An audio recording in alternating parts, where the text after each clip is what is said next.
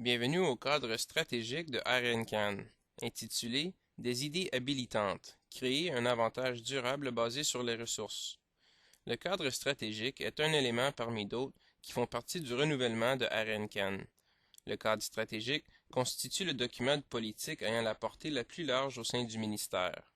Il offre un scénario global pour les ressources naturelles et permet de situer le rôle actuel et à moyen terme du Canada et du ministère relativement aux enjeux nationaux et internationaux en constante évolution. Le cadre peut servir de plusieurs façons dans notre travail quotidien. Il établit un langage commun pour aider les employés à décrire leur activité, ainsi que des différentes perspectives à travers lesquelles on peut évaluer et améliorer nos façons de travailler du jour à jour. Le cadre stratégique commence et finit avec la nouvelle vision: améliorer la qualité de vie des Canadiens en créant un avantage durable en matière de ressources.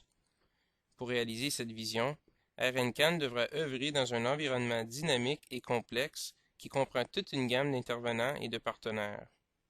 Cette approche exigera une action concertée, et son succès dépendra de l'établissement de liens entre les divers intérêts pour atteindre des objectifs nationaux plus vastes.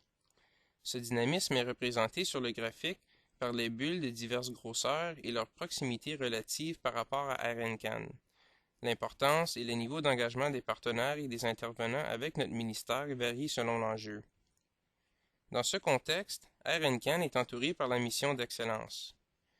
Le ministère s'efforce ainsi de devenir un champion du développement durable, un centre de connaissances de calibre mondial et un chef de file des politiques et sciences.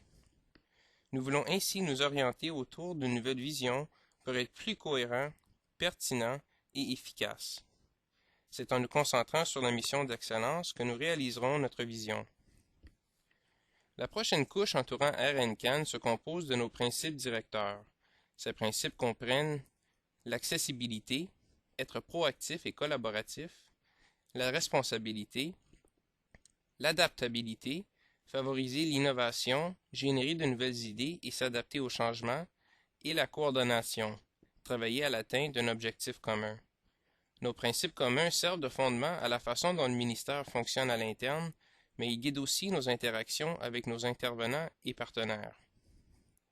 Au centre du diagramme, nous concentrons notre attention sur ce qu'on appelle nos actifs stratégiques. Ces actifs stratégiques sont les ressources naturelles, les systèmes et les personnes et les idées. Les actifs peuvent être utilisés comme une lentille pour le ministère, et le facteur important à considérer dans ce cas est que ces actifs soient perçus d'une manière intégrée et non isolément.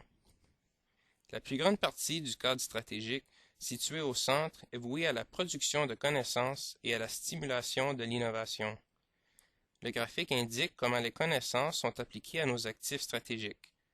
Nous pourrons ainsi renforcer nos actifs, accroître notre avantage concurrentiel et améliorer notre compétitivité et durabilité à long terme. Le résultat final visé est de maximiser le potentiel de nos actifs. C'est en appliquant le savoir et en envisageant nos actifs d'une manière intégrée que RNCAN avance, en recourant à une gamme de moyens d'action qui comprennent les règlements et les normes, les sciences, la technologie et les connaissances, les politiques et les programmes, et l'influence. C'est en utilisant de manière efficace ces moyens d'action que RNCAN peut contribuer à ces trois résultats stratégiques. Ces résultats comprennent le développement économique, la responsabilité environnementale et la sûreté, sécurité et gouvernance. Ce sont les trois résultats stratégiques de la nouvelle architecture des activités du programme de RNCAN. Voilà l'ensemble du cadre stratégique. Le processus décrit repose sur les éléments fondamentaux du développement durable et la production de connaissances. C'est grâce à ce processus que RNCAN améliorera le recours à ces moyens d'action, obtiendra de meilleurs résultats stratégiques et progressera vers sa vision collective de créer un avantage durable en matière de ressources.